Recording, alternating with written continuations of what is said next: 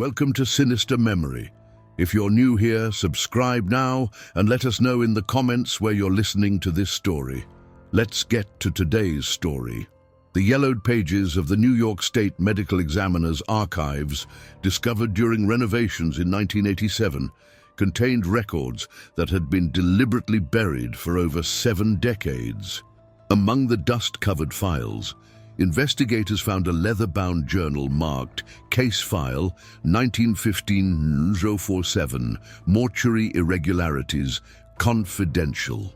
The handwriting belonged to Dr. Harrison Fitzgerald, Chief Medical Examiner for Manhattan's Lower East Side, whose meticulous documentation would later reveal one of the most disturbing scandals in the city's funeral industry.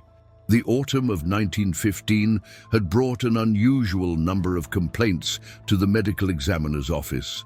Families mourning their deceased reported strange inconsistencies in the preparation of bodies at Riverside Memorial Services, a modest funeral establishment situated on Broome Street. The building itself stood unremarkable among the tenements and small businesses that characterized the neighborhood, its weathered brick facade offering no hint of the horrors that would soon emerge from within its walls. Dr. Fitzgerald's initial entries described routine concerns, delayed services, unusual odors emanating from the preparation rooms, and the increasingly erratic behavior of the establishment's proprietor, Jeremiah Ashworth. The funeral director had operated his business for nearly 2 decades, maintaining a reputation for discretion and affordable services among the immigrant families who comprised much of his clientele. His sudden transformation from respected community member to reclusive figure had not gone unnoticed by those who had previously entrusted him with their most sacred farewells. The first formal complaint arrived on October 12th, filed by Mrs. Elena Kowalski, whose husband had perished in a factory accident. She reported that the viewing had been postponed 3 times without adequate explanation, and when finally permitted to see her husband's remains, she observed that his clothing had been changed multiple times between visits. More disturbing still, she noted that the body appeared to have been moved from its original position in the casket, with personal effects mysteriously rearranged or missing entirely. Dr. Fitzgerald's investigation began as a routine inquiry into potential negligence or theft. The medical examiner had encountered similar cases throughout his career, typically involving funeral directors who cut corners to maximize profits or occasionally pilfered valuables from the deceased. However, as he delved deeper into the complaints surrounding Riverside Memorial Services, a pattern emerged that defied conventional explanation. The funeral home's records, when finally obtained through legal channels, revealed significant gaps in documentation. Bodies that should have been interred within days of death were listed as remaining in preparation for weeks. Payment records showed charges for services never rendered, while inventory logs documented the purchase of unusual quantities of preservative chemicals far exceeding what would be required for standard embalming procedures. Perhaps most troubling were the testimonies of former employees. 3 individuals who had worked at various times for Ashworth provided statements to Dr. Fitzgerald, each describing increasingly bizarre working conditions. They spoke of being dismissed early from their duties without explanation, of locked rooms within the facility to which only Ashworth possessed keys, and of strange sounds emanating from the basement preparation areas during hours when no services were scheduled. The neighborhood itself seemed to reflect the growing unease surrounding the establishment. Local residents reported an increase in stray animals gathering near the building's rear entrance, drawn by odors that seemed to intensify during the evening hours.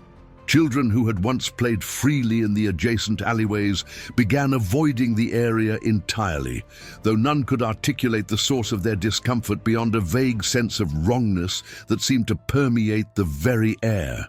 Dr. Fitzgerald's medical training had prepared him to confront death in its many forms, yet something about the accumulating evidence suggested circumstances that transcended mere professional misconduct. The careful documentation in his journal revealed a methodical mind, grappling with observations that challenged his understanding of human behavior and professional ethics. As October progressed into November, the complaints multiplied. Families reported bodies returned to them in conditions that suggested tampering, though the nature of such interference remained deliberately vague in the official reports. The medical examiner noted patterns of behavior that seemed to follow no logical business model, raising questions about motivations that extended beyond financial gain. The stage was set for a confrontation that would expose practices so disturbing that city officials would later work to suppress the details from public knowledge. Dr. Fitzgerald's journal entries from this period reflected a growing sense of dread as he prepared to conduct a formal inspection of Riverside Memorial Services, unaware that his investigation would uncover violations of both legal statutes and fundamental human decency that would haunt him for the remainder of his career. November 18, 1915, marked the date of Dr. Fitzgerald's first official inspection of Riverside Memorial Services. The medical examiner arrived at the establishment accompanied by Detective Inspector Charles Donovan of the Metropolitan Police and City Health Inspector William Crane. Their collective presence represented the convergence of medical, legal, and public health authorities, a coordination that spoke to the gravity of the accumulated complaints. The building's exterior maintained its facade of respectability, though closer examination revealed subtle signs of neglect. Paint peeled from the window frames in irregular patterns, and the brass nameplate beside the entrance had tarnished to an unsettling green patina. The autumn morning cast long shadows across the street, creating an atmosphere of foreboding that seemed to emanate from the structure itself. Jeremiah Ashworth met the inspection team at the front entrance. His appearance markedly changed from descriptions provided by former clients. Where once he had been characterized as meticulously groomed and professionally attired, the man who greeted the officials appeared gaunt and disheveled. His clothing, while clean, hung loosely on his diminished frame, and his eyes held a quality that Dr. Fitzgerald would later describe as simultaneously vacant and intensely focused. The funeral director's cooperation proved selective and evasive. He readily provided access to the public viewing rooms and administrative offices, areas that appeared to maintain standard funeral home operations. However, when the inspection team requested entry to the preparation facilities and basement storage areas, Ashworth's demeanor shifted perceptibly. He cited concerns about disturbing ongoing procedures and claimed that certain areas were temporarily inaccessible due to maintenance work. Dr. Fitzgerald's medical expertise allowed him to identify several irregularities during the initial walkthrough. The chemical odors permeating the building exceeded what would be expected from standard embalming procedures, carrying undertones that suggested decomposition despite the preservative measures that should have prevented such conditions. The temperature throughout the facility remained unnaturally cool, even in areas where heating should have been maintained for the comfort of grieving families. The administrative records presented for examination revealed a pattern of concerning inconsistencies. Death certificates bore signatures and dates that did not align with the corresponding burial permits, while inventory logs showed the acquisition of chemicals and supplies in quantities that far exceeded the documented number of services performed. Most troubling were the gaps in the appointment schedules, periods of several days where no services were recorded despite the continuous presence of bodies within the facility. Detective Inspector Donovan's investigation focused on the financial aspects of the operation. Bank records obtained through warrant revealed deposits that did not correspond to the fees typically charged for funeral services, suggesting additional sources of income that remained unaccounted for in the business ledgers. The detective noted that several payments had been made to suppliers of medical equipment and chemicals, typically associated with research institutions rather than funeral establishments. Health Inspector Crane documented violations of city sanitation codes throughout the accessible areas of the building. Drainage systems showed signs of unusual usage patterns, with residue that suggested the disposal of materials beyond what would be generated by standard embalming procedures. Ventilation systems appeared to have been modified in ways that concentrated rather than dispersed chemical odors, creating conditions that seemed designed to mask rather than eliminate unpleasant smells. The inspection team's attempts to access the basement preparation areas were met with increasingly elaborate excuses from Ashworth. He claimed that recent flooding had made the lower level unsafe, though no evidence of water damage was visible in the accessible portions of the building. When pressed for documentation of the alleged maintenance work, he produced invoices that bore dates from several months prior, inconsistent with his claims of recent problems. Dr. Fitzgerald's journal entries from this period reflected his growing conviction that the irregularities extended beyond mere negligence or financial impropriety. The medical examiner noted behavioral patterns in Ashworth that suggested psychological disturbance, though the nature of such disturbance remained unclear.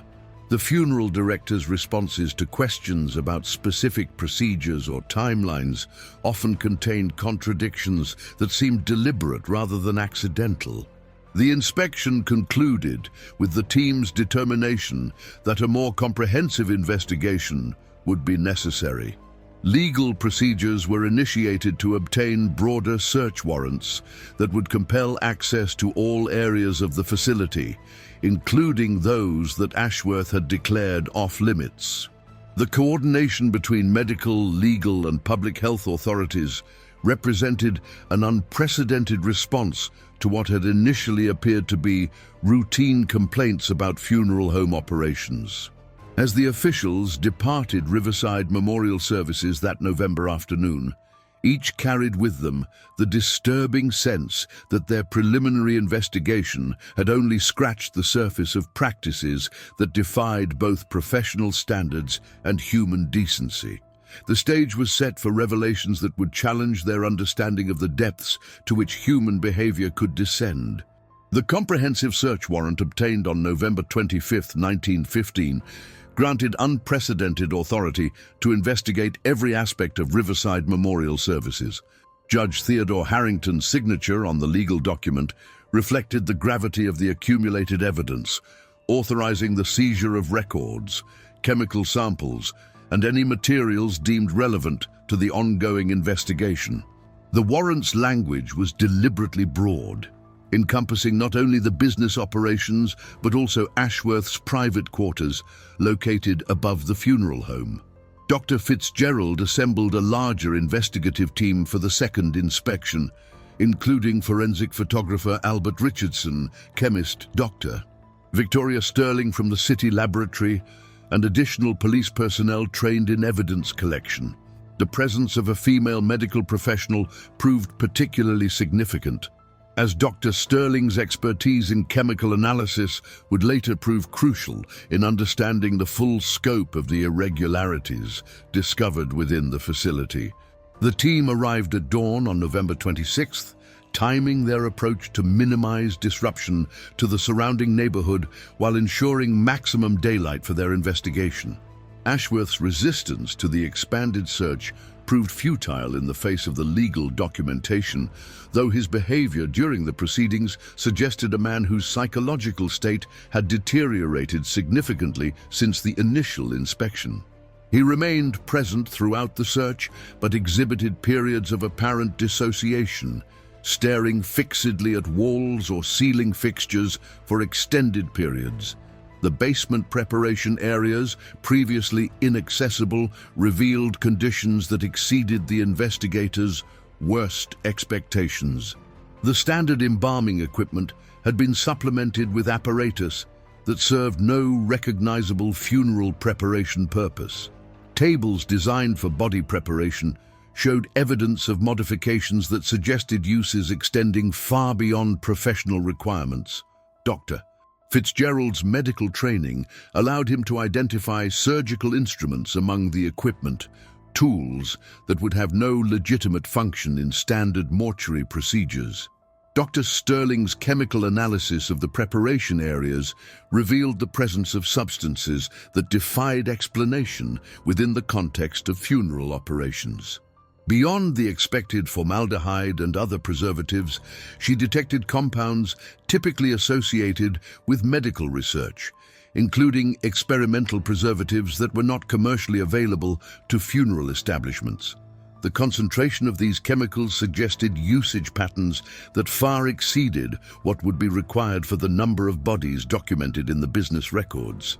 Photographer Richardson's documentation captured evidence that would later prove crucial in legal proceedings, though the disturbing nature of his findings required careful handling to maintain the integrity of the investigation. His images revealed preparation tables bearing stains and residue that suggested activities extending beyond standard embalming procedures. The positioning of equipment and the arrangement of the workspace indicated systematic practices that followed no recognized funeral industry protocols. The discovery of Ashworth's private journals in his living quarters provided the most damning evidence of the investigation.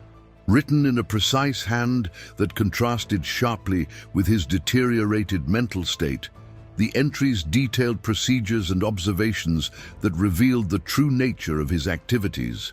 The journals contained detailed anatomical drawings and notes that demonstrated an obsessive interest in post-mortem examination that extended far beyond professional requirements. Detective Inspector Donovan's team uncovered financial records that revealed the source of the unexplained income documented in earlier investigations. Payments from individuals identified only by initials suggested a clientele that extended beyond grieving families seeking funeral services.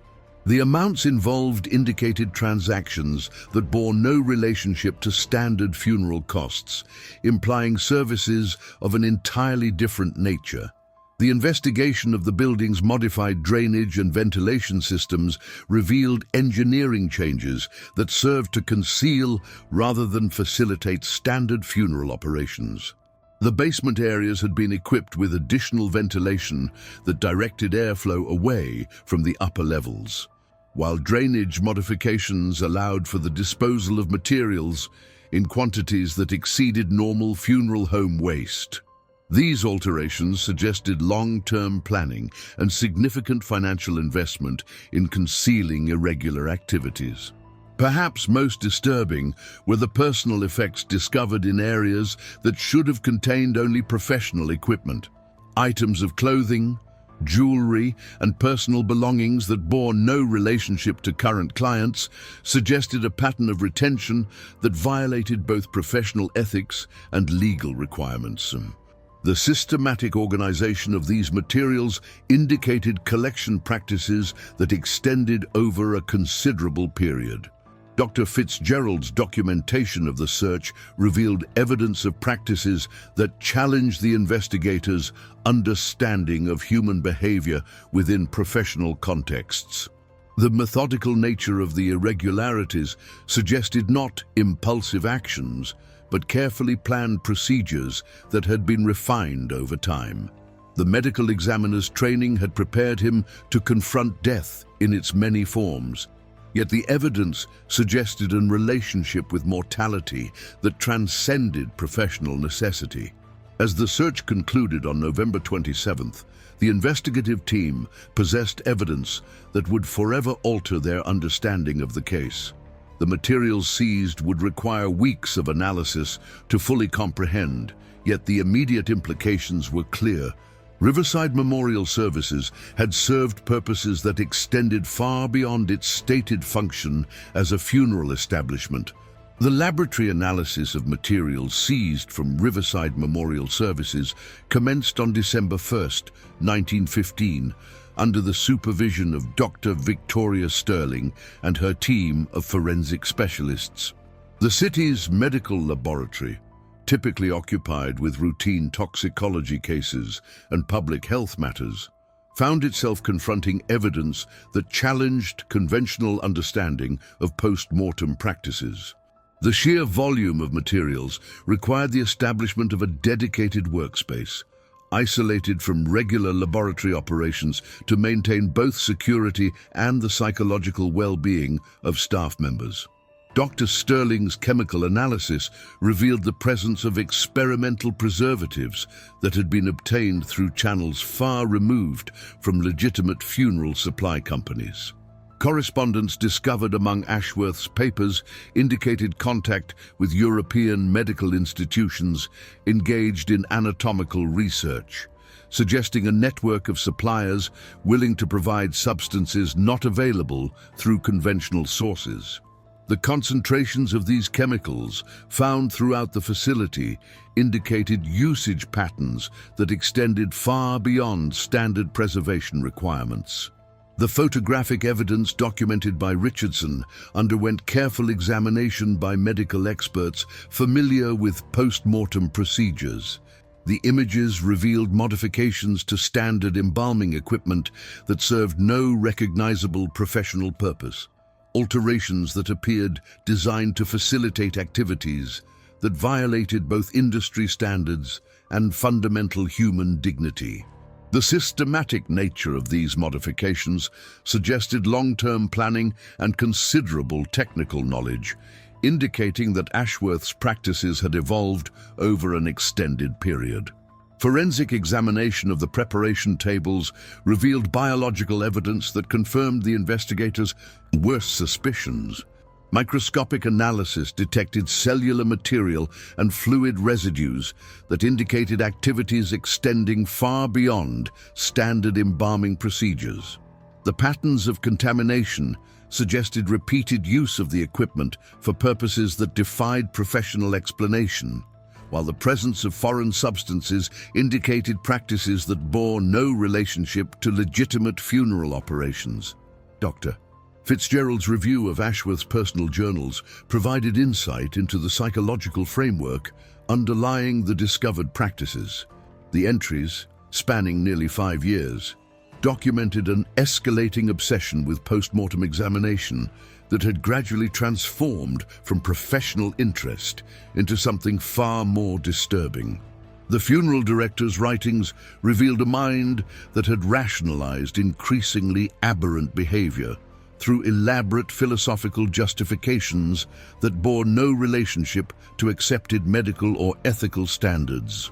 The journals contained detailed anatomical observations that demonstrated knowledge extending far beyond what would be required for standard funeral preparation.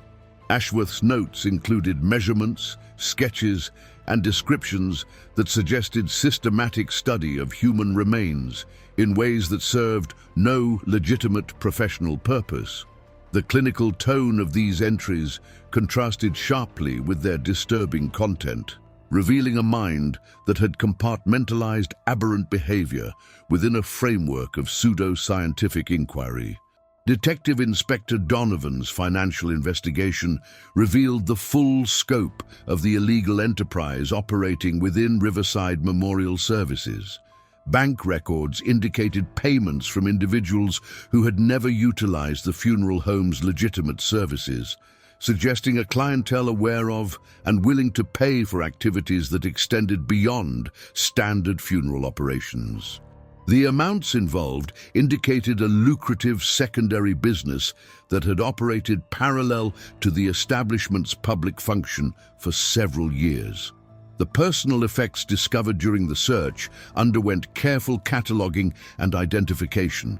Many items belonged to individuals whose deaths had been documented months or even years earlier, suggesting systematic retention of materials that should have been returned to families or interred with the deceased. The organized storage of these belongings indicated collection practices that followed deliberate patterns rather than random acquisition. Perhaps most disturbing was the discovery of photographic materials hidden within Ashworth's private quarters. The images, developed in a makeshift darkroom constructed in a storage closet, documented activities that violated every principle of human dignity and professional ethics. The systematic nature of this documentation suggested not impulsive behavior, but carefully planned procedures that had been refined and repeated over an extended period. Dr. Sterling's analysis of fabric samples and personal belongings revealed evidence of chemical treatments that served no legitimate preservation purpose. The presence of experimental compounds on clothing and personal effects indicated exposure to substances that would have been unnecessary for standard funeral preparation. These findings suggested that the items had been subjected to procedures that extended far beyond what would be required for their return to grieving families. The cumulative evidence painted a picture of systematic violation that had operated beneath the facade of legitimate funeral operations for years. The methodical nature of the practices, combined with the sophisticated concealment methods employed, indicated a level of premeditation that challenged the investigators' understanding of criminal behavior within professional contexts. As December progressed, the analysis of evidence continued to reveal new layers of disturbing activity. Each discovery reinforced the conclusion that Riverside Memorial Services had served as a front for practices that violated not only legal statutes, but fundamental principles of human dignity. The investigation team found themselves confronting evidence of behavior that would forever alter their understanding of the depths to which professional misconduct could descend. December 15, 1915, marked the beginning of formal testimony collection as the investigation expanded beyond physical evidence to include witness statements from individuals connected to Riverside Memorial Services. Dr. Fitzgerald coordinated with legal authorities to establish a secure environment for interviews, recognizing that the sensitive nature of the case required careful handling to protect both witnesses and the integrity of the proceedings. The medical examiner's office was transformed into a temporary interview facility, its clinical atmosphere providing an appropriate setting for discussions of such disturbing subject matter. The first witness to provide testimony was Mrs. Isabella Kowalski, whose initial complaint had triggered the investigation. Her detailed account revealed inconsistencies in the handling of her husband's remains that extended far beyond the irregularities initially reported. She described multiple visits to view the body during which she observed changes in positioning, clothing, and personal effects that could not be explained by standard funeral preparation procedures. Her testimony included observations about the unusual duration of the preparation period and Ashworth's evasive responses to her inquiries about delays in the burial schedule. Former employee testimony proved particularly damaging to any remaining pretense of legitimate operations at the funeral establishment. 3 individuals who had worked for Ashworth at various times provided statements that revealed a pattern of increasingly secretive behavior and irregular working conditions. They described being dismissed from duties without explanation, particularly during evening hours when no scheduled services were taking place. Their accounts included details about locked areas within the facility and strange sounds emanating from the basement preparation rooms during times when no legitimate work should have been occurring. The testimony of Dr. Benjamin Crawford, a physician who had occasionally provided death certificates for Ashworth's clients, revealed professional concerns that had developed over several months prior to the investigation. Dr. Crawford described instances where bodies were retained far longer than necessary for standard preparation, with Ashworth providing increasingly elaborate explanations for delays that served no apparent medical or practical purpose. The physician's growing suspicions had led him to limit his professional association with the funeral home, though he had not formally reported his concerns to authorities. Perhaps most revealing were the statements provided by suppliers who had conducted business with Riverside Memorial Services. Chemical company representatives described orders for preservatives and research compounds that far exceeded what would be required for the documented number of funeral services. Equipment suppliers testified about requests for specialized apparatus that bore no relationship to standard funeral preparation, including surgical instruments and photographic equipment that served no legitimate mortuary purpose. The testimony of neighboring business owners painted a picture of gradual change in the area surrounding the funeral home. They described an increase in unusual odors, particularly during evening hours, and the gathering of stray animals near the building's rear entrance. Several witnesses reported observing lights in the basement windows during late-night hours, despite the absence of scheduled services or legitimate reasons for activity during such times. Family members of deceased individuals who had been processed through Riverside Memorial Services provided testimony that revealed a pattern of irregularities extending back several years. Their accounts included descriptions of delayed services, missing personal effects, and subtle changes in the appearance of their loved ones that could not be explained by standard embalming procedures. Many expressed concerns they had dismissed at the time as grief-induced imagination, only to recognize the significance of their observations in light of the investigation's revelations. The testimony of city health inspectors who had conducted routine examinations of the facility in previous years revealed a pattern of selective access and evasive responses that should have triggered more intensive investigation. Their accounts described Ashworth's increasing reluctance to provide access to certain areas of the building and his growing agitation when questioned about standard operating procedures. The inspectors acknowledged that warning signs had been present but had been dismissed as eccentricity rather than evidence of serious misconduct. Bank officials provided testimony regarding the unusual financial patterns associated with Ashworth's accounts. They described cash deposits that bore no relationship to documented funeral services and payments to suppliers that seemed excessive for the size of the operation. The banking representatives noted that Ashworth's financial behavior had become increasingly secretive, with requests for privacy measures that exceeded normal business requirements. The cumulative impact of witness testimony created a comprehensive picture of systematic deception that had operated for years beneath the facade of legitimate funeral operations.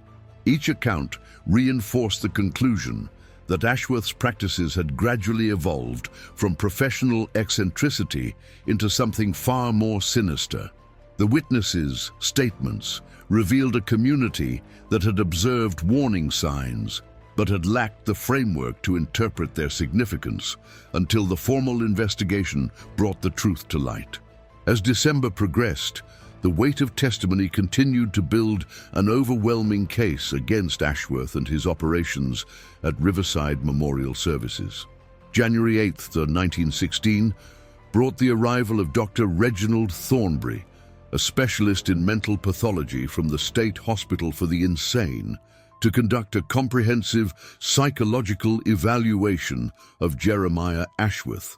The evaluation had been ordered by the court following mounting evidence that suggested the funeral director's actions stemmed from profound psychological disturbance rather than mere criminal intent.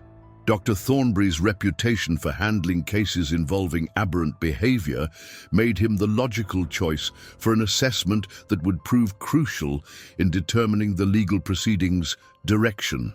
The evaluation sessions took place in a secure facility designed to accommodate individuals whose mental state posed potential risks to themselves or others. Ashworth's behavior during the initial assessment revealed a man whose psychological condition had deteriorated significantly since the investigation's commencement. Dr.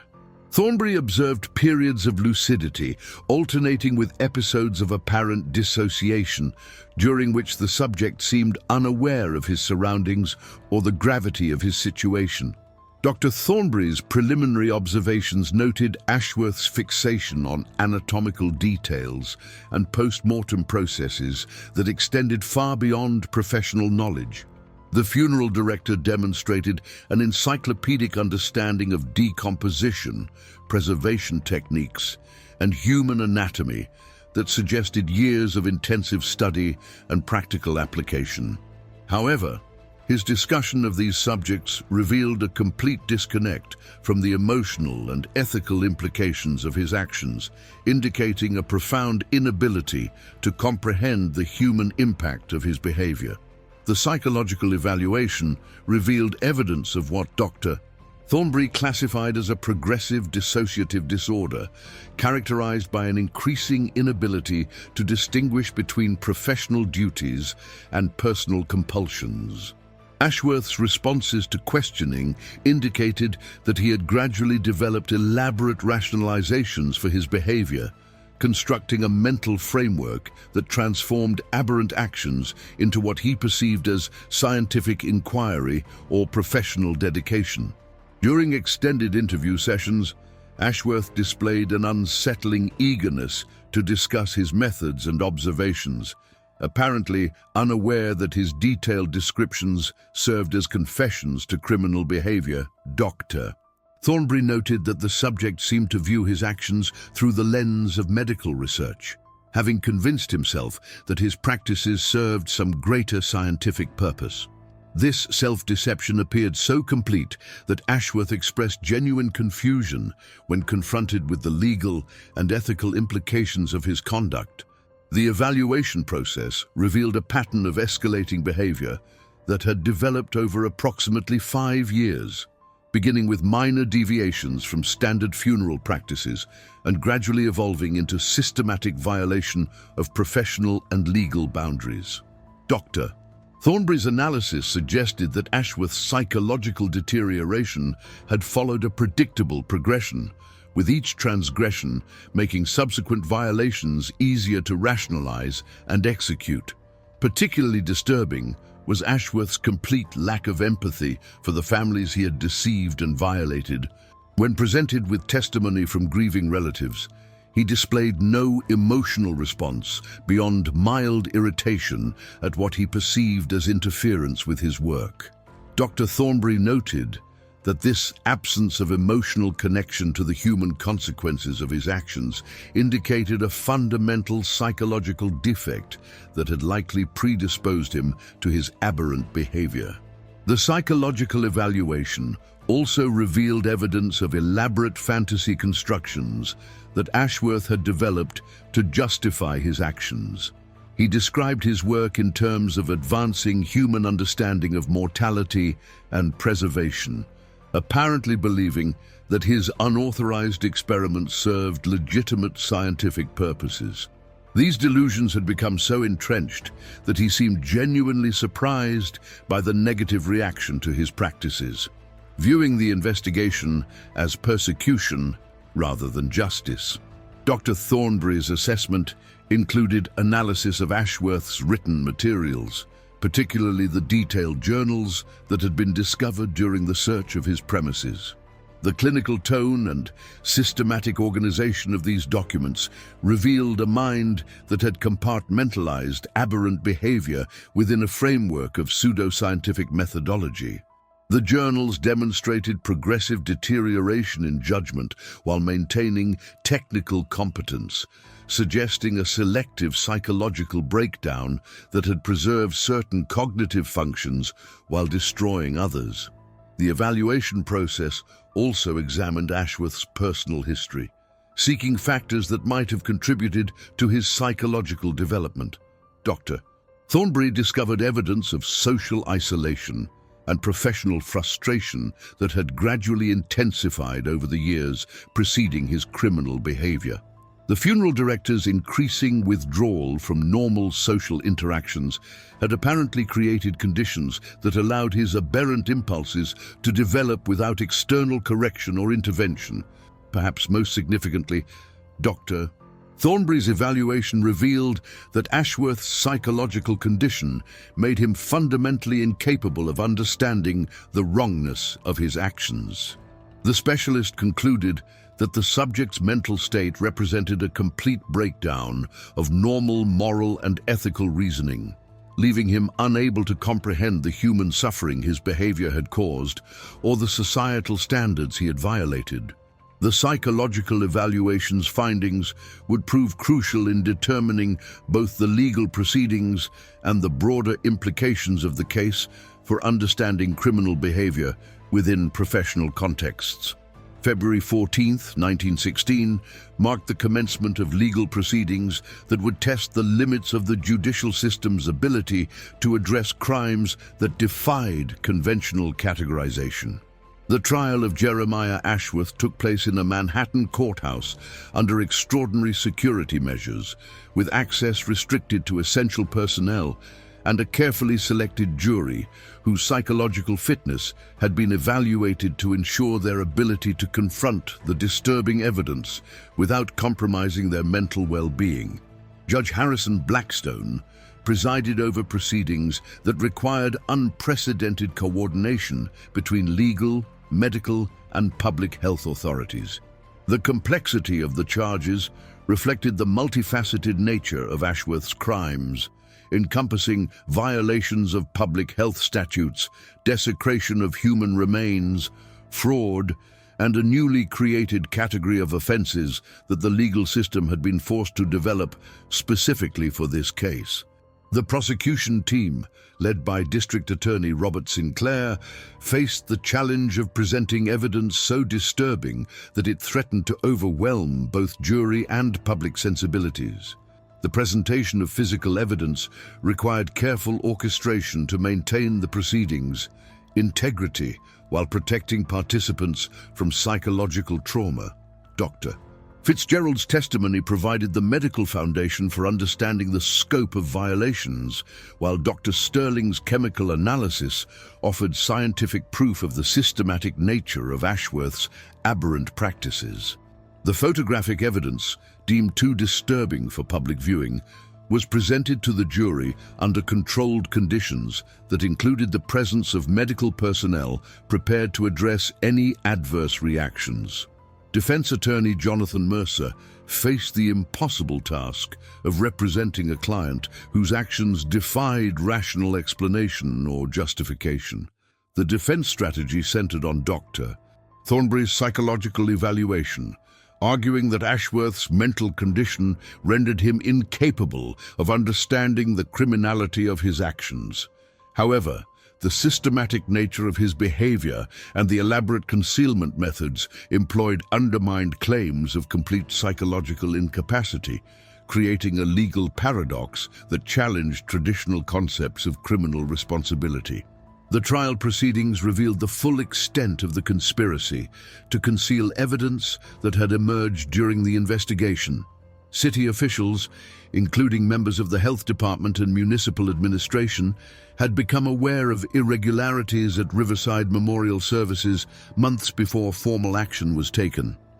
Their failure to intervene reflected a combination of bureaucratic inertia and deliberate suppression, motivated by concerns about public reaction to the scandal's implications. Witness testimony during the trial painted a comprehensive picture of institutional failure that extended beyond Ashworth's individual crimes.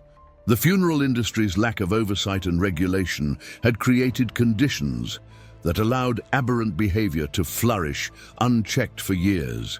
Professional associations had failed to establish adequate monitoring systems, while government agencies had prioritized administrative convenience over public protection, creating an environment where systematic violation could operate beneath the facade of legitimate business operations.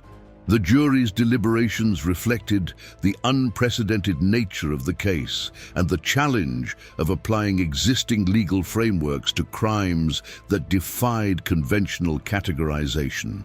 The evidence presented left no doubt about Ashworth's guilt, yet the appropriate punishment for such systematic violation of human dignity remained unclear. Traditional criminal penalties seemed inadequate for addressing behavior that had violated not only legal statutes, but fundamental principles of human decency and professional ethics. The verdict, delivered on March 3, 1916, found Ashworth guilty on all charges while acknowledging the mitigating circumstances of his psychological condition. The court sentenced him to indefinite confinement in a secure psychiatric facility, recognizing that his mental state made traditional imprisonment inappropriate while ensuring that he would never again have access to human remains or the opportunity to repeat his crimes. However, the trial's conclusion marked only the beginning of a broader effort to suppress public knowledge of the case's full implications.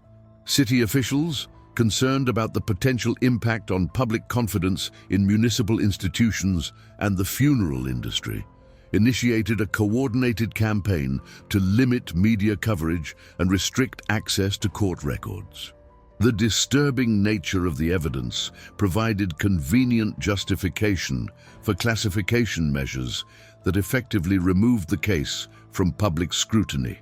The suppression effort extended to the medical and legal professionals who had participated in the investigation and trial. Dr. Fitzgerald found his detailed documentation subjected to official review and classification, with portions of his reports deemed too sensitive for inclusion in public records. Similar restrictions were imposed on other participants, creating a conspiracy of silence that would persist for decades.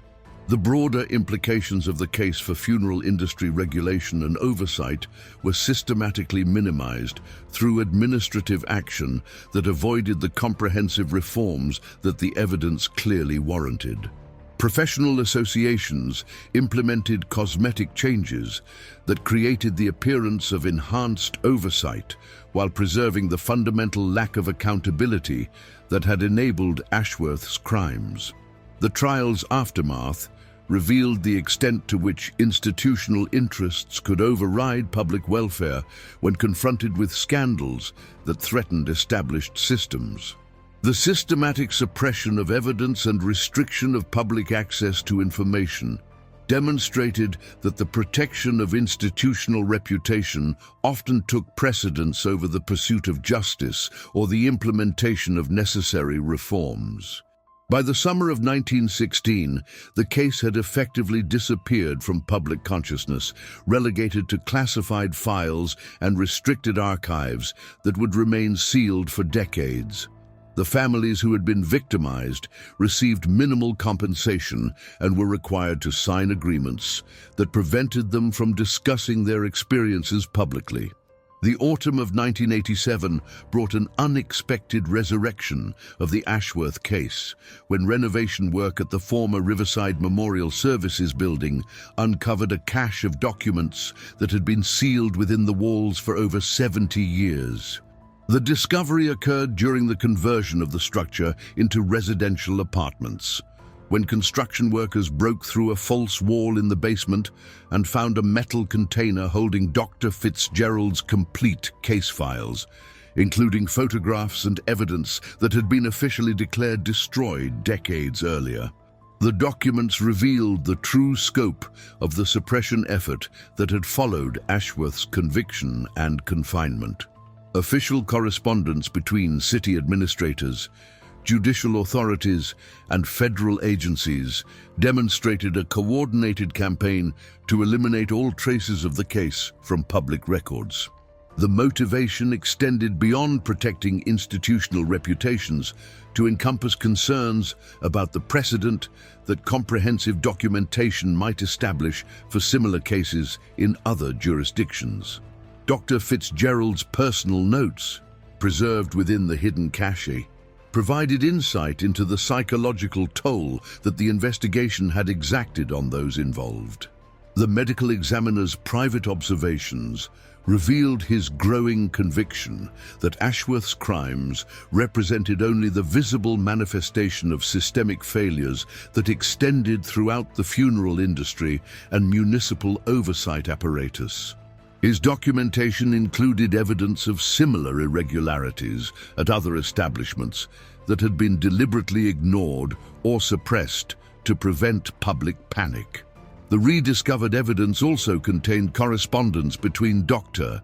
Fitzgerald and colleagues in other cities, revealing that the Ashworth case was not an isolated incident, but part of a broader pattern of abuse that had been systematically concealed by professional and governmental authorities. Similar cases had occurred in Philadelphia, Boston, and Chicago, each handled through discreet suppression rather than comprehensive investigation or reform. Perhaps most disturbing were the medical records documenting Ashworth's condition during his confinement at the state psychiatric facility. The files revealed that his psychological state had remained remarkably stable following his incarceration, suggesting that his aberrant behavior had been driven by opportunity and circumstance rather than progressive mental illness. This finding challenged the defense strategy that had portrayed him as a victim of psychological deterioration, indicating instead a calculated predator who had exploited his professional position for personal gratification. The psychiatric facility records also documented Ashworth's death in 1943, 27 years after his confinement began. The circumstances surrounding his demise remained deliberately vague, with official reports citing natural causes, while private correspondence suggested that his death had been welcomed by administrators who viewed his continued existence as an ongoing liability. The facility's records indicated that he had maintained his obsessive interest in anatomical matters throughout his confinement, requiring constant supervision to prevent inappropriate behavior even within the institutional setting. The 1987 discovery prompted a limited investigation by historical researchers and journalists, though their efforts were hampered by the continued classification of many related documents. The few surviving participants from the original investigation had either died or declined to discuss their experiences, maintaining the conspiracy of silence that had protected institutional interests for decades. The researchers found that even basic records of Ashworth's trial had been removed from court archives, leaving only fragmentary evidence of proceedings that had once commanded significant official attention. Modern forensic analysis of the preserved evidence confirmed the accuracy of the original investigation's conclusions, while revealing additional details that had been overlooked or deliberately suppressed. Advanced chemical analysis of materials from the funeral home detected substances that indicated practices even more disturbing than those documented in the official reports. The technological capabilities available in 1987 allowed for identification of biological evidence that had been beyond the analytical capacity of 1915 investigators. The rediscovery of the case files also revealed the extent to which the suppression effort had influenced subsequent funeral industry regulation and oversight. Reforms that should have been implemented following the Ashworth scandal had been systematically avoided or delayed, leaving vulnerabilities that persisted well into the modern era. The case had been deliberately forgotten to avoid the comprehensive changes that its implications demanded. The families of Ashworth's victims, those few who could still be traced through genealogical research, were finally provided with complete information about the fate of their ancestors' remains. The revelations brought both closure and renewed trauma, as descendants learned details that had been concealed from their grandparents and great-grandparents. Some chose to pursue legal action against the city and surviving institutions, though the passage of time had eliminated most avenues for meaningful redress. The Ashworth case ultimately stands as a testament to the power of institutional interests to suppress inconvenient truths and the lengths to which authorities will go to protect established systems from the reforms that scandals demand. The systematic concealment of evidence and restriction of public access demonstrated that the protection of professional reputations and governmental credibility often takes precedence over justice, accountability, and the prevention of future crimes. The legacy of silence surrounding the case serves as a reminder that the most disturbing crimes may be those that remain hidden rather than those that achieve public notoriety. Thank you for joining us for another episode of Sinister Memory. If you enjoyed today's investigation, subscribe to our channel and ring the notification bell to be alerted when we unveil our next dark chronicle. Share your thoughts about this case in the comments below. We read every single one, and your ideas often lead us to our next investigation. Until next time.